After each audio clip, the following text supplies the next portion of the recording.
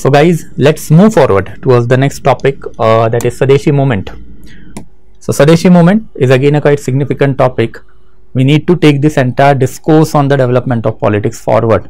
अब last lectures में हम लोगों ने डेवलपमेंट ऑफ पॉलिटिक्स में इलैबोरेटली देखा था कि कैसे INC pre INC phase India में डेवलप्ड हुआ. वी ऑल्सो हैव सीन कि how moderate and extremist politics flourished in our country. Moderate section, extremist section, इनके इंपॉर्टेंट लीडर, इनकी ideology, methodology and there after इनका significance, criticism and historiography, that is something that we have covered elaborately. Now we need to take forward this entire discourse कि अब ये जो development of national politics India में हो रहा था as well as development of nationalism India में moderate as well as extremist section ने कैरी आउट करके रखा था, उसको कर भी तो ब्रिटिशर्स करेंगे. ब्रिटिशर्स को भी अब अपना पॉलिटिक्स खेलना था and Britishers will do that thing only. That is basically the partition of Bengal and Swadeshi movement, and that is basically the topic of discussion for us today. So let's just enter into it. But again, आगे जाने से पहले you'll get access to this PPT on the Telegram channel of us, and you will get any kind of the question that if you are having, you can ask it to me on the Instagram channel of us, guys. So let's just move forward कि अब basically 1900 से लेके onward India का politics exactly कैसे develop था उनके बारे में हमको देखना है. वी हैव ऑलरेडी सीन कि 1885 onward moderate extremist section Congress में डेवलप कैसे हुआ and within this section basically enmity धीरे धीरे कैसे बढ़ती गई. एंड कांग्रेस के अंदर ही when this factionalism will be there, obviously British government is going to carry out their politics. And वही एग्जैक्टली जो है हम लोगों को यहाँ पे दिखाई देता है कि स्टार्टिंग फ्रॉम बेसिकली और रफली वी कैन से कि 1890s onward the hostility towards British it was increasing more and more. Not only from the extremist section but also moderate section भी it was growing away from Britishers. इसके कुछ important reason जो है वो हम लोगों को लोकल लेवल पे दिखाई देते हैं. सबसे पहले तो कुछ important modest demand of moderate they were disregarded. Modest मतलब हल्की फुल्की demand. And even if this particular demands are not getting satisfied, then how are we going to call British rule as providential rule, as benevolent rule, or as a rule that can be justified in our country? What were this particular demand? कि legislative council, जो imperial legislative council and thereafter executive council जो बनी हुई है, इसमें majority Indians have to be there. चलो executive council में अगर मेजॉरिटी इंडियन नहीं है तो at least 2 members of the executive council out of 6 member shall belong to this particular Indian section. whereas imperial legislative council, जिसको आप इंडियन लेजिस्लेटिव काउंसिल भी बोलोगे, इन दिस पर्टिकुलर काउंसिल जो वॉइसरॉय के अंडर है इसमें भी majority Indians have to be there. And this particular demands were moderate demands. Moderate की मॉडेस्ट डिमांड थी. मॉडरेट्स कोई बेसिकली यहाँ पे अभी तक पूर्ण सराज इसकी बात ही नहीं कर रहे थे. Viceroy can be foreigner, thereafter executive council can be western dominated. सिर्फ imperial legislative council में इंडियन की majority आप करवा दो. And even this kind of the modest demand were not at all acceptable to the British government. Further, Indian civil service shall be Indianized. ये वाली demand भी Britishers को acceptable नहीं थी. In fact, we had seen कि imperial civil services और Indian civil services के अंदर का जो age है it was reduced from 21 years to 19 years by Viceroy Lytton himself. वैसी appeal for a just British rule ये भी काफ़ी सिग्निफिकेंट है कि appeal for a just British rule it was basically ignored by the British government. British government starting from the time period of 1885 they are having hostility towards Congress. हमने देखा था कि Dufferin के स्टेटमेंट, करझन के statement were pointing us in that direction कि from the beginning itself that hostility had developed in between Indian national Congress and British government.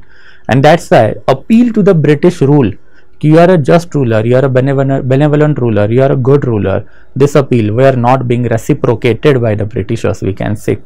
An outcome of the demand for the constitutional concession is that कि 1860s से ही we have seen in India moderate section was developing and moderate section were putting forth their demand. Moderate section अपनी demand को आगे रख भी रहा था from 1860s itself. However, 1860s से जो मॉडरेट डिमांड आगे रखी जा रही थी, Britishers had ignored it quite effectively. Finally 1892 में एक इंडियन काउंसिल एक्ट आया भी था, but with that Indian Council Act moderates were more और more losing their face value in our country. Because moderate जो चीज़ें मांग रहे थे ब्रिटिशर्स वो दे ही नहीं रहे थे। And at the same period of the time 1894 1895 onward there was rise of Tilak, जो हमने पहले ही देखा था। Tilak started Ganpati festival, Shivaji festival in 1893 1895 and in between this time period जैसे ही ये फेस्टिवल चालू हुए तिलक अपना मास पॉलिटिक्स भी चालू करके बैठे हुए थे। धीरे धीरे यही mass politics Bipin Chandra Pal, Aurobindo Ghosh spread across Bengal, यही mass politics Lala Lajpat Rai started to spread across Punjab. And that's why we can say within India the hostility towards Britishers were increasing by and large.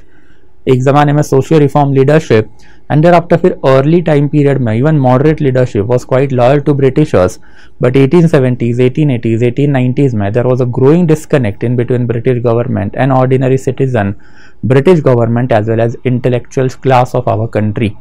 And यहीं पे अब हम लोग को धीरे धीरे इंडिया में हॉस्टिलिटी टूवर्ड्स ब्रिटिशर्स डेवलप्ड होती हुई दिखाई दी है। ये hostility towards Britishers was further aggravated by the arrival of Lord Curzon in our country. Lord Curzon, or basically we can call him as a Viceroy Curzon, arrived in our country in 1898. 1898 से 1905 तक he was Viceroy and Governor General of our country. And in between this particular time period, Curzon was having reactionary policies just like that of Lytton. हमने reactionary policy का मतलब एक line में पहले भी समझा था, उसको एक लाइन में ही समझना है। We are not required to go into in depth of that particular word. But reaction किसको आप दे रहे हो कि there is an action from Indian side and that action was spread of nationalism. In order to curb spread of nationalism, if you are undertaking government policies, you will call that particular person as reactionary person. तो वो reaction दे रहा है ना, and reaction किसको आ रही है, तो obviously India की साइड से एक action जा रहा है, that is nationalism जो वो जा रहा है। And this reactionary policies of Viceroy Curzon are quite significant. Viceroy Curzon 1898 में इंडिया में आने के बाद बोल भी चुके थे कि Congress is tottering towards its fall and one of my greatest ambition while in India is to assist it a peaceful demise. कि कांग्रेस जो है अब अपने अंत पे लड़खड़ाती हुई जा रही है and one of my ambition, और मेरा एक बहुत ही बड़ा एम्बिशन है जब मैं इंडिया में हूँ, is basically to end this organisation और to assist it a peaceful demise. And in order to carry out his policies finally Curzon ने धीरे धीरे करके अपनी पॉलिसी जो इंडिया में डेवलप करवा के रखी। इसमें one of the earliest level पे ही had created one agenda that is basically reduction of the elected members of the Calcutta corporation. Calcutta corporation obviously municipality है, तो कैलकाटा म्यूनिसिपैलिटी में जैसे इलेक्टेड मेंबर्स आपने कम कर दिए, official member nominated members become in majority and those official और nominated member work for the interest of the British business lobby, not for the Indian business lobby. And Indian business lobby अब जो 1890s 1900 onward बढ़ भी रही है, they were sponsoring Indian National Congress and local level पे moderate as well as extremist section, इनके खिलाफ किया गया ये एक्ट हमेशा माना गया है। But here also even moderates were losing their face, कि moderates always had that agenda ना कि British rule is a providential rule, British rule is good for India. Now where is good rule for India? In fact under Britishers India is again becoming backward country और monarchical country जैसे 1857 के पहले we had witness. And that's why ये particular act जो है Curzon का, it was a direct challenge to the growing nationalism. वैसे ही फिर 1904 आते आते कर्जन ने फिर और भी कुछ मेजर्स लेके रखे थे, जैसे ऑफिशियल सीक्रेट एक्ट हो सकता है, वैसे we can talk about Indian monument act हो सकता है, बट वो सारी चीजें जो है not that significant. What caused more ruckus is basically autonomous character of the Calcutta University. For that purpose 1904 में Indian Universities Act जो है वो पास किया गया। And via this particular act, Calcutta University के अंदर ही नहीं तो later on it was implemented to other universities also कि number of elected member है वो कम करेंगे and thereafter official majority बढ़ाएंगे। Any university always runs on its senate. ये सेनेट जो है वो हाईएस्ट डिसीजन मेकिंग बॉडी होती है यूनिवर्सिटीज की। वायसरॉय कर्जन ने इसमें ऑफिशियल मेजॉरिटी जो है वो बढ़ा दी, मतलब नॉमिनेटेड मेजॉरिटी बढ़ा दी, इलेक्टेड मेंबर जो है ऑब्वियसली उनको कम कर दिया। इसके वजह से government nominated official majority senate में आई and senate ultimately started to toe on the lines of government. And anti government activity जो इलेक्टेड मेंबर हमेशा से ही प्रमोट किया करते थे, दैट इज सेडिशन, ये एंटी गवर्नमेंटल एक्टिविटीज कर्ब की गई। In the words of viceroy himself कि ultimately universities are becoming hotbed of nationalism and we have to curb this nationalism via curbing the position of the universities. And in order to curb the position of the universities, ultimately this particular act was created, जिससे senate ही पूरी government के under आ जाए. And जैसे ही government के under senate आ गई, then government can manage the affairs of the universities as it likes.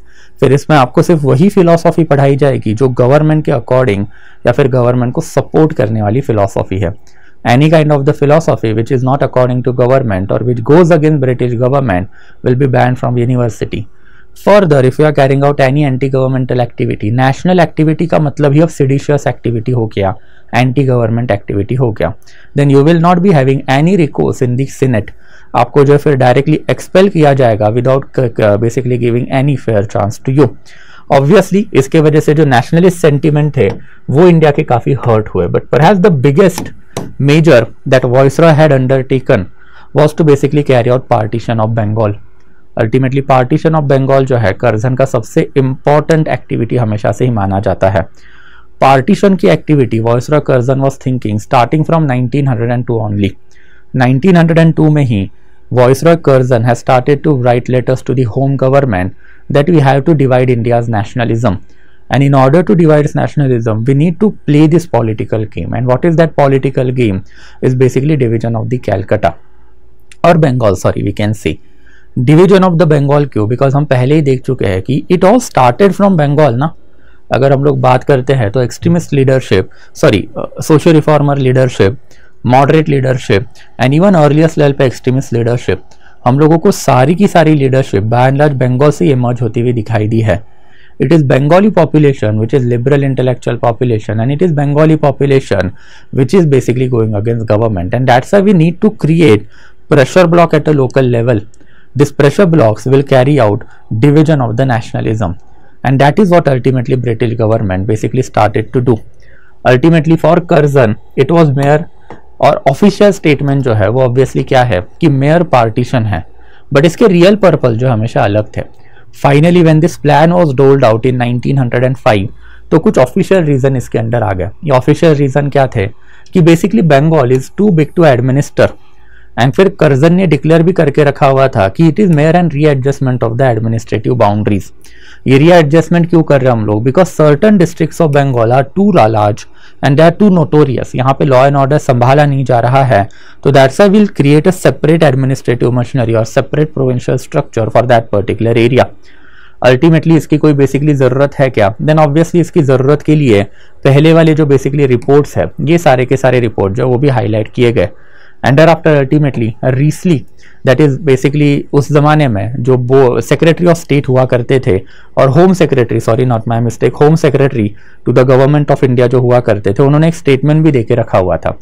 ये होम सेक्रेटरी थे एंड ही हैड स्टेटेड कि Bengal united is a power. Bengal divided will pull in several different way. One of the main objective is to split up and thereby weaken the solid body of opponent to our empire. कि Risley was basically home secretary at that period of the time. उन्होंने ये particular statement में clear करके रखा हुआ था कि बंगाल का partition that we are carrying out, it has basically the purpose of dividing nationalism. And Bengal united is a power, Bengal divided will pull in several different ways. का मतलब क्या हो गया कि as long as Bengal is divided, this Bengali nationalism will cause trouble in India. But we need to divide this particular Bengali nationalism in such way कि this entire Bengali nationalism will be effectively squashed up. And ये squashed up होने के साथ साथ India का पूरा nationalism जो वो भी क्या हो कि ultimately break down हो. कैसे? Because Bengal was the creator of the nationalism in our country, and अगर बंगाल का nationalism ही work नहीं कर रहा है तो it will give the psychological blow to other nationalism, that is Maratha nationalism, Tamil nationalism and Punjabi nationalism that are growing in our country. And this particular viewpoint के साथ ultimately Britishers gave away their plan. ये actual plan जो है काफी significant है कि सबसे पहले we are going to divide province into two. सबसे पहले तो ईस्टर्न बंगाल एंड असम होगा. In this particular province there will be roughly 31 million population, out of which 18 million shall be Islam and 12 million will be Hindu. इसका जो headquarter होगा वो ढाका होगा. And after फिर वेस्ट बंगाल जिसमें बिहार एंड उड़ीसा इंक्लूडेड रहेगा. इसको आप बंगाल प्रॉपर बोलोगे या फिर सिर्फ बंगाल भी बोलोगे. इसमें basically 54 million population will be there.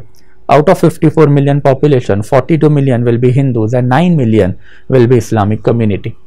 So here you can clearly see कि Bengal was divided, but Bengal was divided in such way कि एक पर्टिकुलर एरिया में Muslim majority was there, that is eastern Bengal Assam में, एंड एक particular area में Hindu majority was there, that is west Bengal Bihar Assam वाले area में. तो here there will be basically Hindu majority and here there will be Islamic majority. That was basically Britishers' long-lasting legacy. कि for the first time Britishers had realized in our country that religious nationalism is at play. And ये religious nationalism को we can elaborately harness. Only Hindu population is becoming national in India. तो इनके खिलाफ हम लोग अब Islamic nationalism propagate कर सकते हैं. Viceroy for that purpose himself had basically went on tour in 1902 से लेके 1905 के बीच में multiple occasion of Eastern Bengal and Assam, and 1905 में ultimately Viceroy Curzon had declared, he had given a statement कि what is the real objective of creating this particular division. The real objective is to give Mohammedan population the sense of power which they have not enjoyed since the days of the Great Mughal. तो great Mughal मतलब औरंगजेब के time period से जो मुस्लिम लोगों की political power India में चली गई उसको हम लोग वापस दे रहे हैं. तो again this is a part and parcel of the politics of viceroy Curzon. It was Britishers जिन्होंने मुगलों की पावर जो खत्म करके रखी थी, एंड अब वही ब्रिटिशर्स उसको हार्नेस कर रहे थे कि अब वो पावर चली गई तो हम लोग आपको वापस दे रहे. कैसे?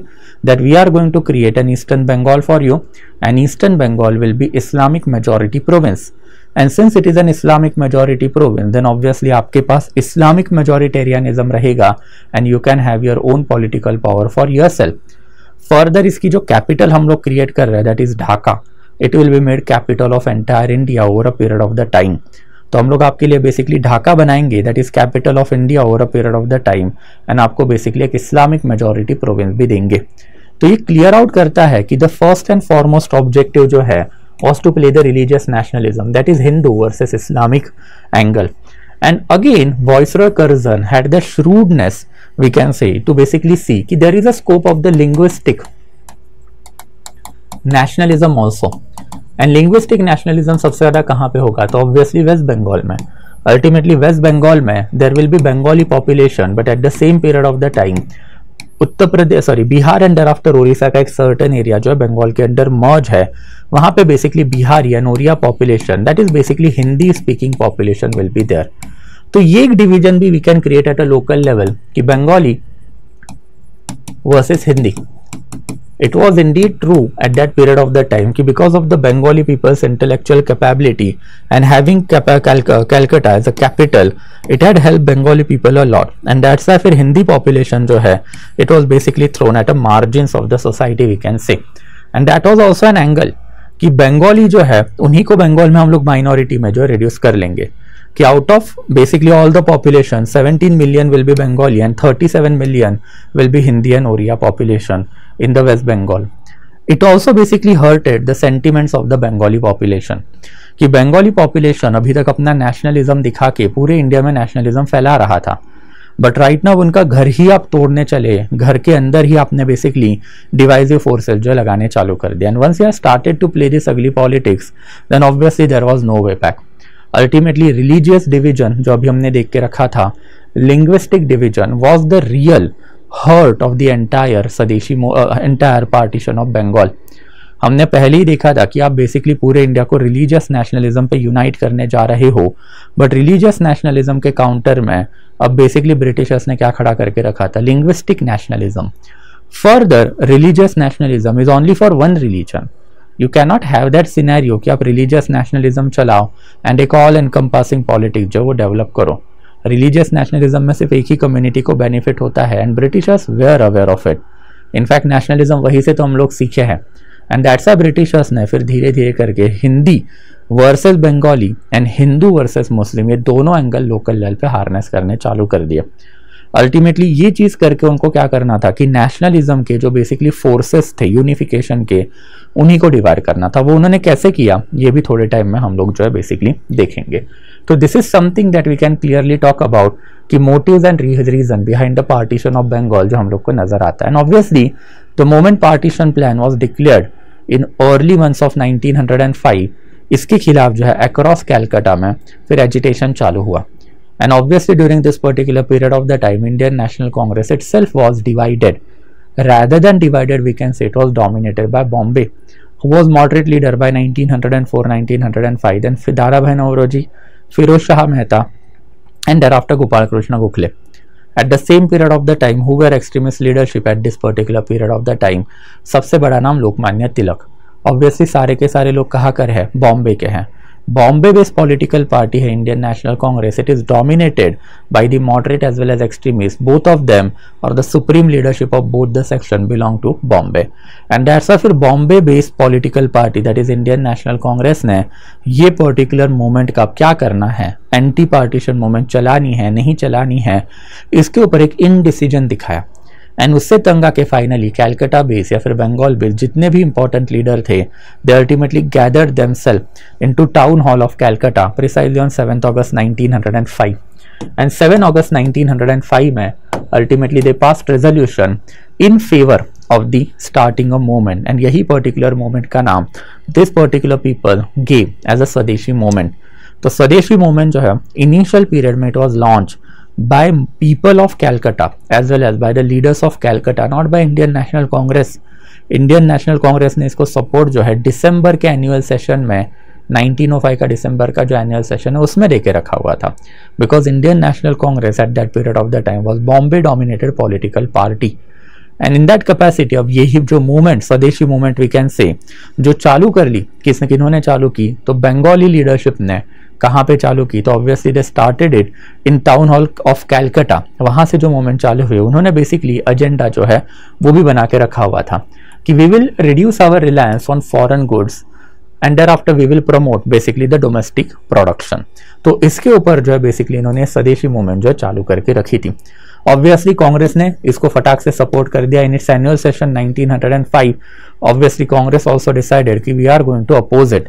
And there after moderate section जो है उनका हमेशा वही कहना था कि स्वदेशी मूवमेंट को कांग्रेस सपोर्ट तो करेगा but it will have to remain confined only to Bengal. Since it is an issue of Bengal, obviously you shall not be taking it across India. At the same period of the time, extremist leadership जो है यही particular session में got upset कि this is a very fantastic opportunity that we are having, and if we are not utilizing issues of one particular region and creating pan-Indian politics on those particular issues, then what is the need of our nationalism ना. Ultimately moderate section जो है अभी हमने पहले ही देखा है कि धीरे धीरे डिस्क्रेडिट इंडिया से हो ही रहा है, एंड उसमें अल्टीमेटली उन्होंने जो ऑब्जेक्टिव्स बना के रखे थे, एक sense of loyalty we have already seen कि it was quite good up to a particular limit. But अब जहां पे ब्रिटिश गवर्नमेंट के ऑब्जेक्टिव्स क्लियर हो रहे हैं, ब्रिटिश गवर्नमेंट के इंटेंशंस क्लियर हो रहे हैं, आप ही ने उनका क्रिटिसिज्म देके भी रखा हुआ है, तो that sense of loyalty should have been eroded over a period of the time. Obviously sense of loyalty तभी अच्छी है when there is a reciprocation, but here you can clearly witness there was no reciprocation. And जब reciprocation नहीं है then obviously फिर local level पे anti moderate view point आएंगे. And extremist wanted to harness it, and extremist saw it as a very fantastic opportunity to take the movement outside of Bengal, कि बंगाल के बाहर निकलते हैं एंड बंगाल के बाहर जाकर अल्टीमेटली मूवमेंट जो कंटिन्यू रखते हैं. मल्टीपल लीडर नाम याद रखोगे इनके कि बॉम्बे में अल्टीमेटली फिर लोकमान्य तिलक, वैसे ही अल्टीमेटली फिर पंजाब वाले एरिया में लाला लाजपत राय, दिल्ली वाले एरिया में बेसिकली फिर सैयद हैदर रजा, एंड फिर मद्रास हैदराबाद वाले एरिया में we can talk about basically this one that is Hari Sarvottam Rao as well as P Chidambaram Pillai. तो Hari Sarvottam Rao is Hyderabad and P Chidambaram Pillai ये जो है that is basically in Madras वाले एरिया में. तो ये सारे ही जो इंपॉर्टेंट पर्सनैलिटीज हैं, this are extremist personalities and they wanted to take this moment outside of Bengal. Now this will become the cause of friction in between moderate section and extremist section. And ये moderate section, extremist section अब एक दूसरे के against भी जाएगा, वो जाके क्या करेगा, आगे का पॉलिटिक्स कैसे डेवलप होगा, that is something that we are going to discuss in some period of the time. But meanwhile हम लोगों को ये देखना है कि अल्टीमेटली अब जो स्वदेशी मूवमेंट एग्जैक्टली चालू हो रही थी वो कैसे हुई, एंड ये पर्टिकुलर मूवमेंट में जो है बेसिकली क्या हुआ. Viceroy Curzon had declared 16 October 1905 as a day of partition, and obviously town hall of Calcutta ने 7 अगस्त को ही डिक्लेयर करके रखा था कि the moment this particular partition will be carried out at a local level, ground level, we are going to start our movement from that particular day itself. And obviously अब ये nature of swadeshi movement is quite significant because in this particular swadeshi movement you will find a very very huge base of nationalism in our country. कि अगर आपको basically anti British activity करनी है तो कैसी करनी है और क्या क्या आपको लोकल लेवल पे करना है। तो इसमें सबसे पहले एंड सबसे फॉरमोस्ट हम लोगों को दिखाई देता है कि shift from the old means.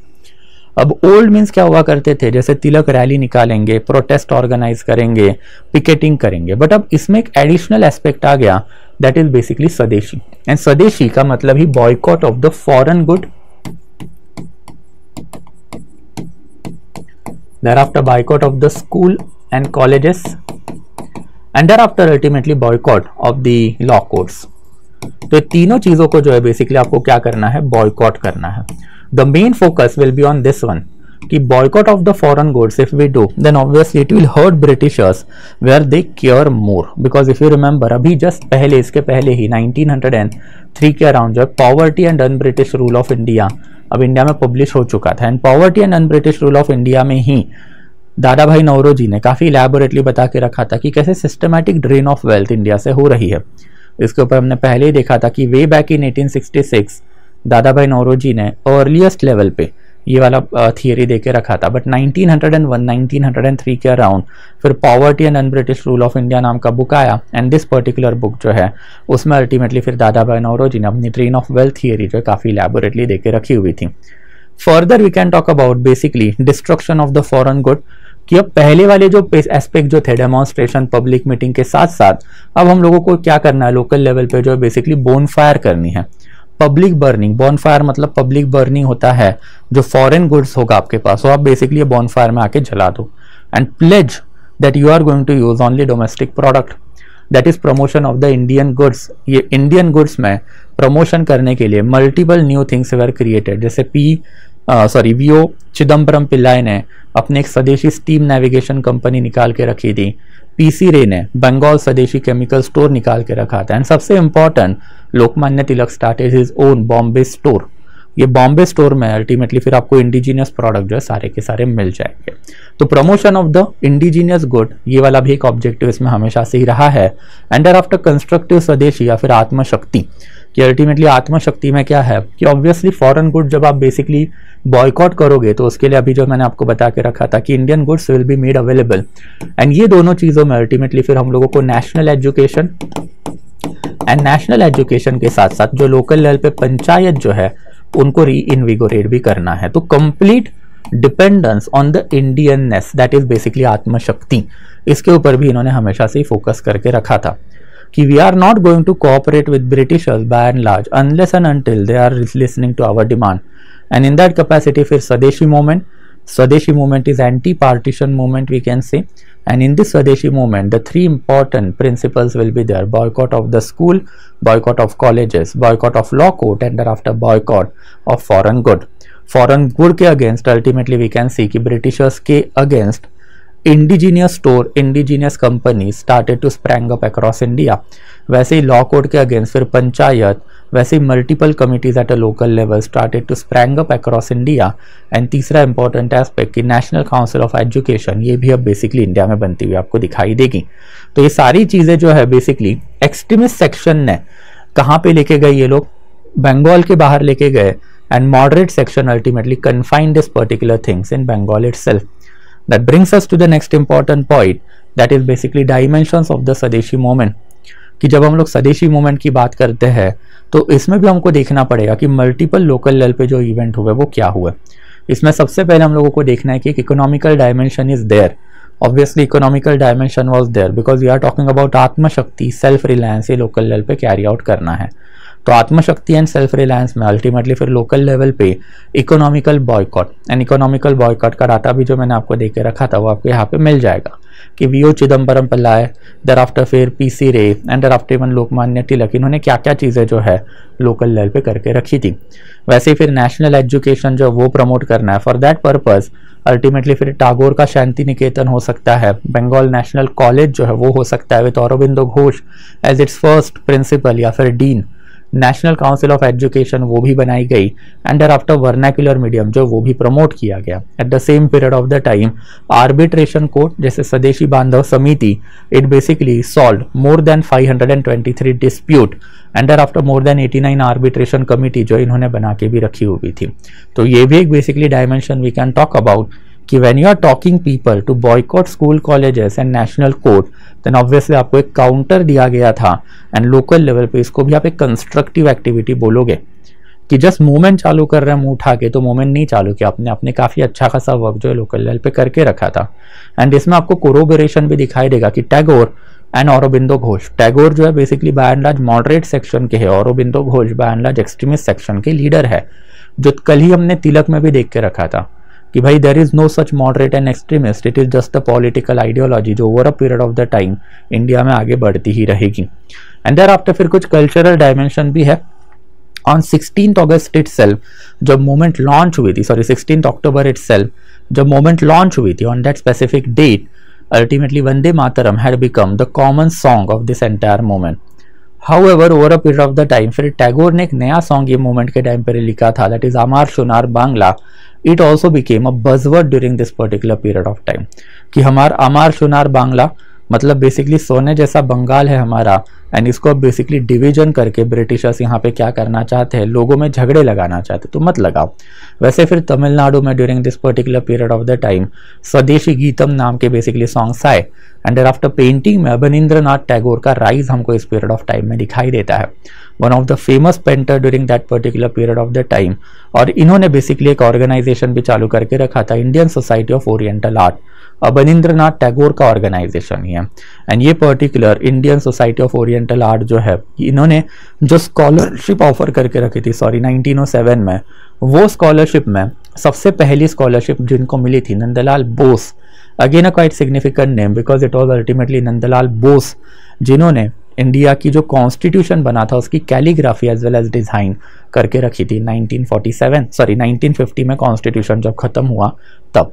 तो this is something that we can say कि कल्चरल डायमेंशन में आत्मशक्ति एंड रिलायंस में पेंटिंग एंड म्यूजिक के ऊपर भी लोकल लेवल पे फोकस दिया गया था। And it is also quite significant because in fact if you can basically understand, अभी हमने कुछ लेक्चर्स पहले ही डेवलपमेंट ऑफ नेशनलिज्म में देखा था कि हाउ पेंटिंग इंस्पायर नेशनलिज्म।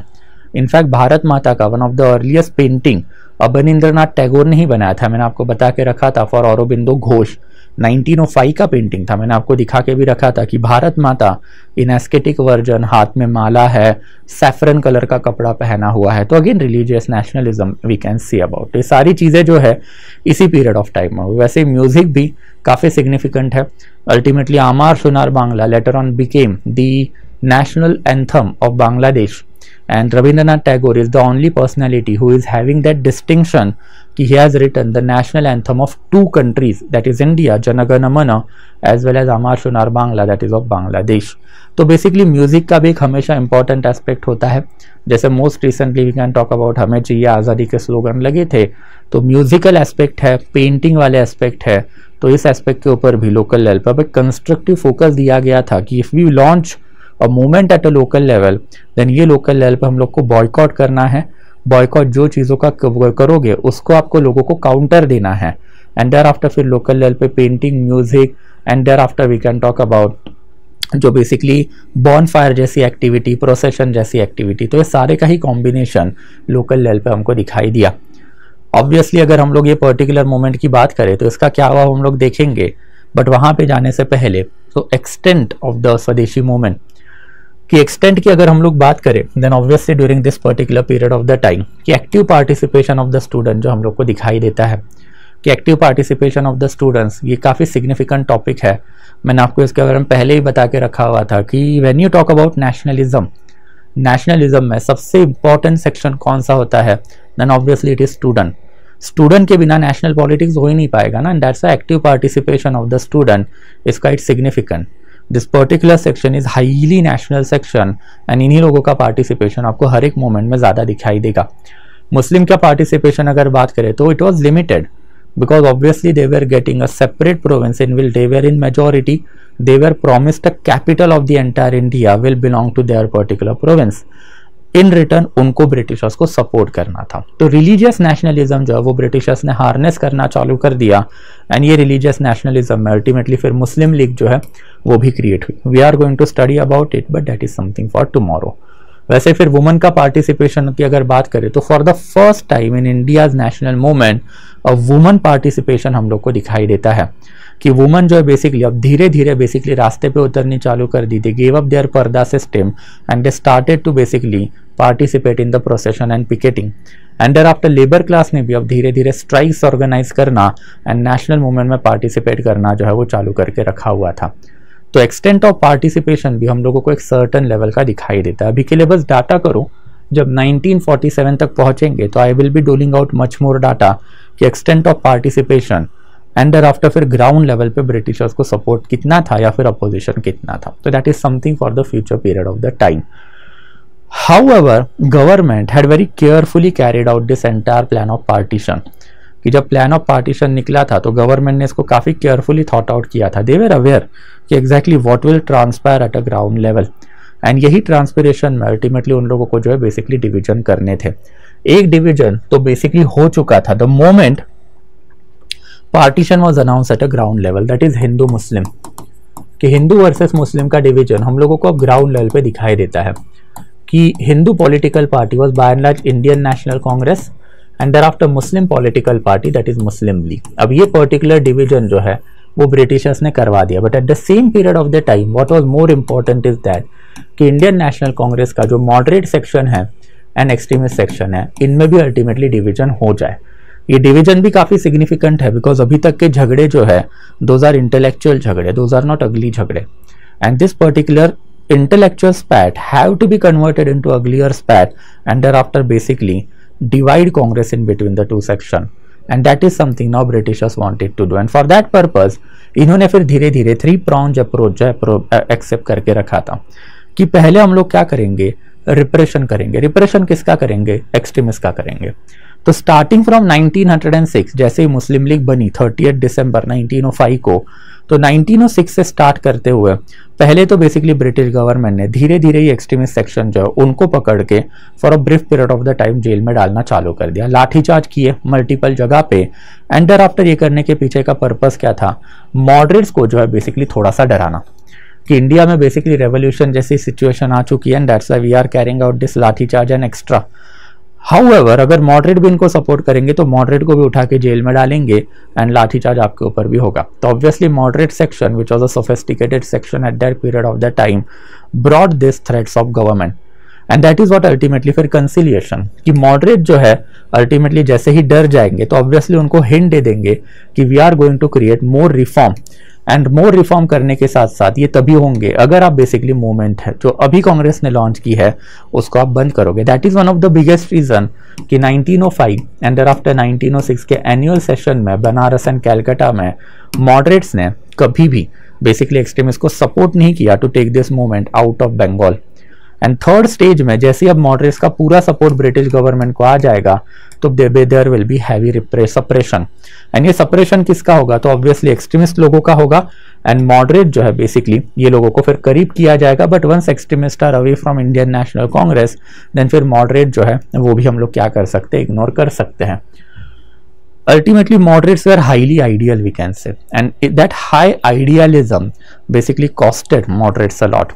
यही हाई आइडियलिज्म के चक्कर में अल्टीमेटली मॉडरेट जो है ये अब धीरे धीरे जो इंडिया से खत्म भी होने वाले थे, जिसकी बातें हम लोगों को आगे करनी है। In order to basically implement और understand this policy of repression conciliation and suppression, तो रिप्रेशन कंसिलिएशन एंड सप्रेशन की पॉलिसी समझने के लिए वी नीड टू एंटर किसी पर्टिकुलर पीरियड ऑफ टाइम में। फिर कांग्रेस क्या कर रहा था कि 1905, 1906 एंड देयर आफ्टर 1907 ये जो ऑलमोस्ट 3 साल के लिए मूवमेंट चली, इसमें एग्जैक्ट रोल ऑफ कांग्रेस का क्या रहा है। सबसे पहले एंड सबसे फॉरमोस्ट हमने देखा था कि Congress is not dominated by the Bombay's leadership, that part of discourse has been completed by us in previous lecture. But since Congress itself was dominated by the extreme Bombay section, then Bombay section से dominated होने की वजह से it was Bengali leadership जिन्होंने फिर 1905 में on their own पूरी स्वदेशी मूवमेंट चालू कर ली from the town hall of Calcutta. And that is how ultimately फिर कांग्रेस के ऊपर जब प्रेशर बढ़ा तो दिसंबर 1905 के एनुअल सेशन में, दैट इज बनारस सेशन में, which was presided over by Gopal Krishna Gokhale, it was decided कि अल्टीमेटली हम लोग क्या करेंगे कि बेसिकली स्वदेशी मूवमेंट जो उसको सपोर्ट करेंगे।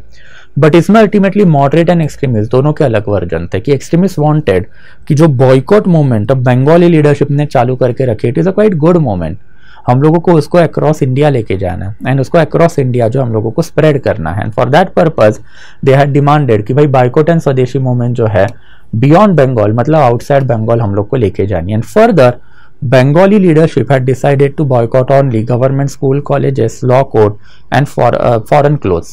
हम लोग जो है बेसिकली फॉर्म ऑफ बॉयकॉट जो है ये हर एक चीज के लिए फिर क्या करेंगे, एक्सटेंड करेंगे कि ना ब्रिटिश गवर्नमेंट का जॉब हम लोगों को लेना है, ना ब्रिटिश गवर्नमेंट की एग्जीक्यूटिव काउंसिल, लेजिस्लेटिव काउंसिल में हमको जाना है, और उन लोगों को पेटिशन भी नहीं भेजनी है, बात ही नहीं करनी है बेसिकली ब्रिटिश गवर्नमेंट से। तो all form of association shawl B boycotted. That was the demand of the extremist, which was indeed an extreme demand during that particular period of time.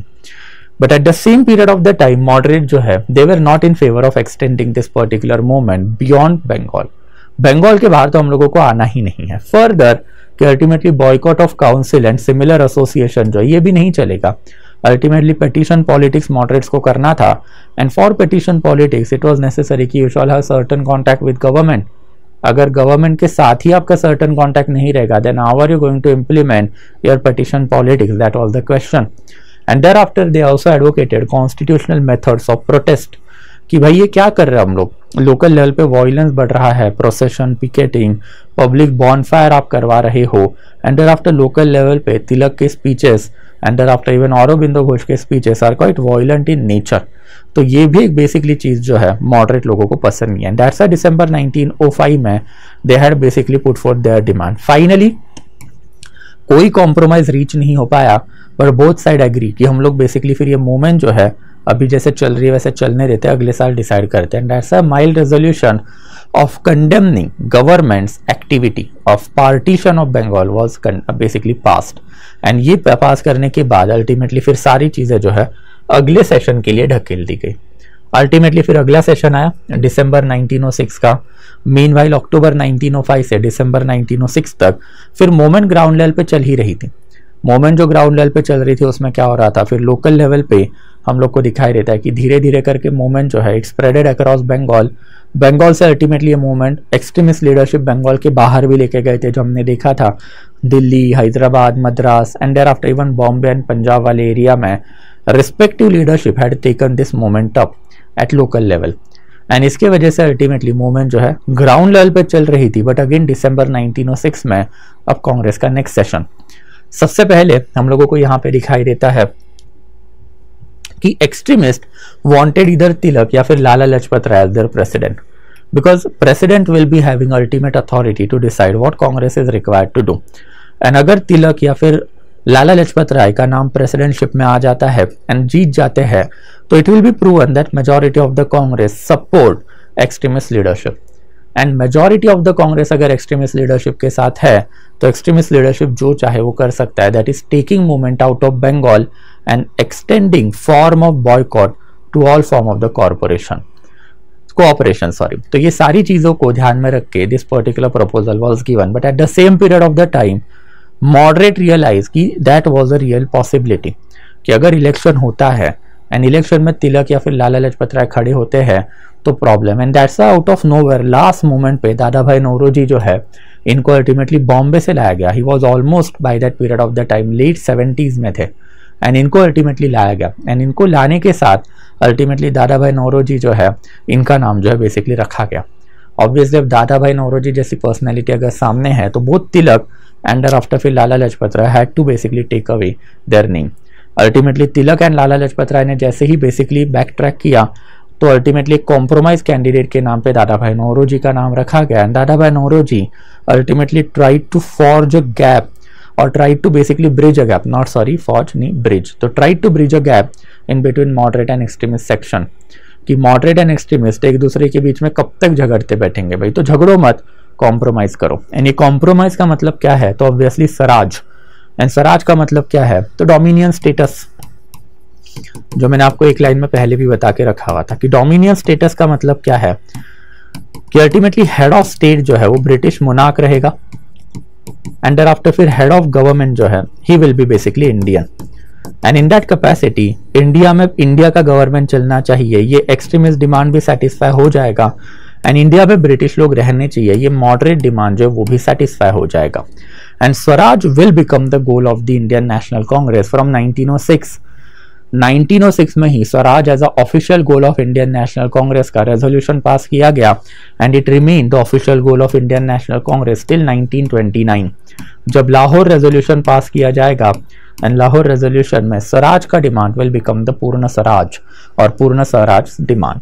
तो that is something for the 1906 session, and there after फिर again 1906 में भी इसके ऊपर कोई decision नहीं हो पाया कि मूवमेंट हम लोगों को बंगाल के बाहर लेके जानी है या नहीं लेके जानी है।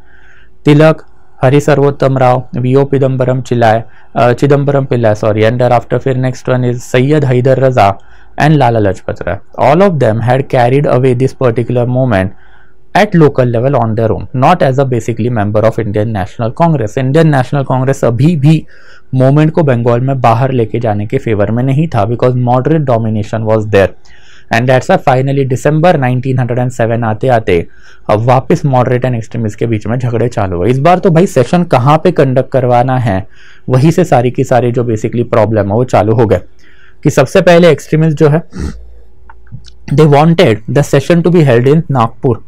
Nagpur at that period of the time was under central province, and obviously अगर नागपुर में सेशन होता है तो तिलक या फिर लाला लाजपत राय, उसमें तिलक को ही प्रेफरेंस था कि तिलक जो है he could basically with stand in the Indian national Congress presidential race.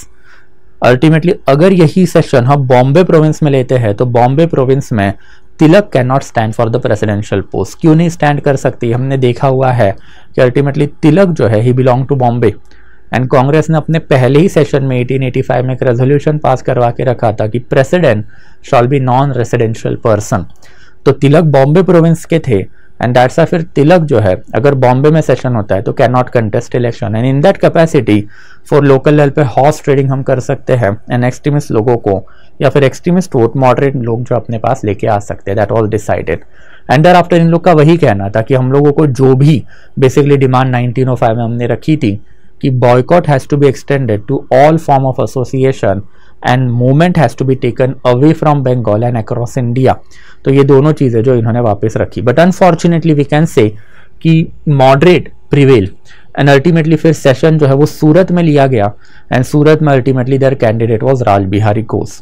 राज बिहारी घोष जो है अल्टीमेटली हुआ भी वही कि सेशन जो है because of the moderates might we can say कि it was basically conducted at a Surat, and Surat में अल्टीमेटली जो कंटेक्स्ट हुआ it was in between Lala Lajpat Rai and the Raj Bihari Ghosh, जिसमें राज बिहारी घोष जीत गए, एंड जैसे ही राज बिहारी घोष जो है बेसिकली जीत गए, जीतने के बाद ultimately the result was very conclusive कि जैसे ही राज बिहारी घोष जीते देन लोकल लेवल पे एक्सट्रीमिस्ट सेक्शन ने एलिगेशन लगाना चालू कर दिया मॉडरेट पे कि election is rigged etcetera etcetera. Moderate section ने फटाक से एक रेजोल्यूशन पास करवाया, एंड रेजोल्यूशन पास करके एक्सट्रीमिस्ट सेक्शन को दिसंबर 1907 में कांग्रेस से एक्सपेल कर दिया। इसमें कुछ सिग्निफिकेंट पर्सनैलिटी का नाम था लाला लाजपत राय, देयर आफ्टर फिर Lokmanya Tilak, and there after even Aurobindo Ghosh and Bipin Chandra Pal. All of them were expelled from the Congress, and इनको एक्सपेल करने के बाद ब्रिटिशर्स को यही तो चाहिए था कि अल्टीमेटली ब्रिटिशर्स जो है उन्होंने पहले मॉडरेट को डराने के बाद अपने पास किया, एंड अपने पास करने के बाद अब एक्सट्रीमिस्ट जो है उनको कांग्रेस से निकलवा दिया, एंड निकलवाने के बाद अब बेसिकली ब्रिटिशर्स ने अपना एक डंडा भी दिया, स्टेट का डंडा। अब ये डंडा जब मिलेगा देन ऑब्वियसली फिर गड़बड़ तो होनी ही थी। Britishers in 1907 December and there after 1908 के अर्लियर टाइम पीरियड में पास मल्टीपल एक्ट की seditious meeting act. Seditious meeting मतलब अगर कोई भी मीटिंग एंटी गवर्नमेंटल एक्टिविटी के लिए आप बुला रहे हो then obviously it will be considered as sedition, and अगर आप सेडिशियस एक्टिविटी में फंस गए देन ऑब्वियसली आपको जो है इम्प्रिजनमेंट होगी। वैसे फिर क्रिमिनल लॉ अमेंडमेंट एक्ट 1908 में कि basically any form of the association जो बेसिकली सर्टन ऑफेंसेस करेगा उसके लिए स्पीडी ट्रायल भी होगी, एंड स्पीडी ट्रायल के साथ साथ उसके लिए स्विफ्ट रेजोल्यूशन भी होगा। वैसे फिर Indian newspaper incitement of offences act 1908 कि अगर आप आपके न्यूज़पेपर में कोई भी एंटी गवर्नमेंटल एक्टिविटी या फिर गवर्नमेंट के खिलाफ लोगों को उकसाने वाली आर्टिकल छापोगे, देन ऑब्वियसली आप प्रमोशन ऑफ द वायलेंस कर रहे हो एंड फॉर दैट पर्पज आपको अरेस्ट किया जाएगा एंड अरेस्ट करके अल्टीमेटली आपको जो है जेल में डाल दिया जाएगा, आपकी प्रॉपर्टी जो कॉन्फिस्केट भी होगी। एंड एक्सप्लोजिव सब्सटेंस एक्ट कि Indians can not keep any kind of the explosive with them, because ये वही वाला पीरियड है जब बेसिकली इंडिया में रेवोल्यूशनरी एक्टिविटी भी बढ़ रही थी, जिसके ऊपर हम लोग को लेटर ऑन देखना है। तो that is something that we can say कि गवर्नमेंट जो है बेसिकली उन्होंने बेसिकली काफी हैवी क्या करके रखा था, देन सप्रेशन जो है वो कैरी आउट करके रखा हुआ था। एंड दैट इज अल्टीमेटली ये मूवमेंट जो है बाय एंड लार्ज जो कोलैप्स भी हो गई कि 1907 का ये दिसंबर का अगर सूरत सेशन हम देखें तो सूरत सेशन के बाद जो movement by and large collapse हो गई, बिकॉज मूवमेंट चला कौन रहा था, एक्सट्रीमिस्ट लीडरशिप चला रही थी। एंड ये एक्सट्रीमिस्ट लीडरशिप जो है अल्टीमेटली अब बाय एंड लार्ज क्या हो गई थी कि बेसिकली इधर अरेस्टेड रिपोर्ट हो चुकी थी। सबसे पहले अगर हम लोग लोकमान्य तिलक की बात करें तो लोकमान्य तिलक को अंडर दिस पर्टिकुलर एक्ट जो अरेस्ट किया गया, अरेस्ट करके इनको मंडाले भेजा गया, दैट इज इन म्यांमार। वैसे ही फिर Lala Lajpat Rai he was basically deported to United States of America and there after फिर यही पर्टिकुलर पीरियड ऑफ टाइम में अल्टीमेटली फिर 1908 आते आते बिपिन चंद्र पाल एंड बिपिन चंद्र पाल के साथ साथ इवन औरोबिंदो घोल जो है he retire from the politics. तो औरोबिंदो घोल, बिपिन चंद्र पाल जो है they retired from the politics. And on the other hand अगर हम लोग मॉडरेट सेक्शन की बात करें तो moderate section was loyalist to the Britisher and Britishers ने इनको ये बता के भी रखा था कि हम लोग जो आपको क्या देंगे, देन ऑब्वियसली हम लोग जो आपको रिफॉर्म देंगे, रिफॉर्म आएंगे, that is Indian councils act 1909। And इसी के साथ साथ अल्टीमेटली मॉडरेट्स के जो अपोजर है एक्सट्रीमिस्ट, इनके ऊपर हैवी रिप्रेशन भी होगा, वो प्रॉमिस भी कहीं ना कहीं मॉडरेट्स के पास था। एंड दैट इज फिर 1907 आते आते ये मूवमेंट जो वर्चुअली कोलैप्स होती हुई हमको दिखाई दी है। As far as the movement is concerned, there was no formal closure of this particular movement. Muslim section Britishers के लिए लॉयल, बिकॉज उनको एक सेपरेट मुस्लिम स्टेट एंड उसकी कैपिटल को इंडिया की कैपिटल बनाने का प्रॉमिस मिला था। मॉडरेट सेक्शन जो है it was loyal to the Britishers because of their sense of duty towards Britishers, sense of loyalty towards Britishers. And at the same period of the time extremist section जो local level पे movement carry out कर रहा था, that particular section was ultimately arrested और deported और basically forced to get into retirement from politics. Ultimately फिर इसके जो रीजन रहे हैं बेसिकली फॉर फेलियर वही है कि यही टाइम पीरियड में इंडिया में रेवोल्यूशनरी एक्टिविटी बढ़ रही थी एंड रेवोल्यूशनरीज को जो है बेसिकली हैवीली सप्रेस गवर्नमेंट ने किया। गवर्नमेंट ने कुछ कुछ इंपॉर्टेंट रेवोल्यूशनरी उनको पकड़ के फांसी तक दी हुई थी एंड दैट्स व्हाई जो पब्लिक अपोजिशन है to the Britishers because of the fear started to melt down. Unorganised structure can be cited a reason over here. Indian national Congress अभी भी पॉलिटिकल पार्टी के तौर पे बाहर नहीं आ पा रही थी। It was at the most pan Indian political platform जिसमें multiple ideologies were participating and they were carrying out their movement once in a year. तो दैट्स आई कैन से कि this was basically an unrecognized structure वाला political platform. Obviously जब आप movement launch करते हो तो आपको लोकल विलेज लेवल से अर्बन सिटी से लेके सेंटर तक एक इलैबोरेट स्ट्रक्चर लगता है who will take care of the entire movement for you. Unfortunately Congress के पास ऐसा कोई भी स्ट्रक्चर अवेलेबल नहीं था। मूवमेंट विदाउट लीडर, जो मैंने आपको बताया कि बिपिन चंद्र पाल, औरोबिंदो घोष रिटायर्ड और they were forced to retire from the politics. At the same period of the time Tilak was arrested, Lala Lajpat Rai was deported. Surat split, obviously Surat split की वजह से इंडियन नेशनल कांग्रेस ही was on the verge of collapse. Indian national Congress के लिए तो Surat split was a tight slap on the face we can say कि ना moderate ना extremist could understand the ultimate objective of the Britishers in our country and you can clearly say कि both of the section were naive at that particular period of time कि Britisher जो कर रहे वो local level पे समझ ही नहीं पाए। Ultimately, they will understand it and there will be union of moderate and extremist again in Lucknow session, जो हम लोग बाद में देखेंगे। And thereafter limited participation कि मूवमेंट एंटी पार्टीशन मूवमेंट कभी आउट ऑफ बंगाल ज़्यादा फैल ही नहीं पाई बिकॉज इशू जो है वो नॉन लोकल इशू था। अब एक बॉम्बे में बैठा हुआ, मद्रास में बैठा हुआ, पेशावर में बैठा हुआ बंदा पार्टीशन ऑफ बंगाल वाले इशू के ऊपर घर के बाहर नहीं आएगा। जैसे आज के टाइम पीरियड में मणिपुर जल रहा है बट अल्टीमेटली उसके ऊपर कोई बाहर नहीं आता है। तो that is what it is कि it is a non-local issue and if it is a non-local issue then nobody is going to participate in the national activity or nobody is going to participate in any kind of the you can say anti-governmental activity and ये basically हमेशा से limitation रहा है and that's a movement was confined only to the urban area across India we can say and within that only to the Bengal urban area। तो basically इसका जो mass participation है हमेशा से प्रॉब्लमेटिक प्रूव हुआ है। तो this is something that we can say कि जब बेसिकली आपके पास पहली मास पार्टिसिपेशन कम है, ऊपर से गवर्नमेंट हैवी रिप्रेशन कर रहा है, सप्रेशन कर रहा है, ऑर्गेनाइज स्ट्रक्चर आपके पास नहीं और आपकी leadership itself is a divided, तो मूवमेंट कैसे चलेगी? And that's the movement ultimately died a natural death starting from December 1907 onward. कि दिसंबर 1907 ऑनवर्ड फिर हम लोग को ये मूवमेंट में ज़्यादा कुछ एक्टिविटीज़ नज़र नहीं आती हैं। एंड देयर आफ्टर फिर बेसिकली सिग्निफिकेंस की अगर बात करें तो सबसे बड़ा सिग्निफिकेंस ये पर्टिकुलर मूवमेंट का वही रहा है कि अब बेसिकली डायरेक्ट पॉलिटिकल एक्शन के ऊपर इंडिया एग्रीड कि इंडिया में अब ये एंगल काफ़ी सिग्निफिकेंट हो चुका था कि there will be a direct we can say action. And direct action कैसा? तो ऑब्वियसली अब मास मूवमेंट इंडिया में चलेंगे, मास पॉलिटिक्स इंडिया में चलेगा। ऑब्वियसली जो मोटिव है ये भी काफ़ी सिग्निफिकेंट रहा है कि जो मोटिव्स जो रहे हैं no annulment of the partition and during the latter period of the time even basically complete independence की बातें अब इंडिया में उठनी चालू हुई।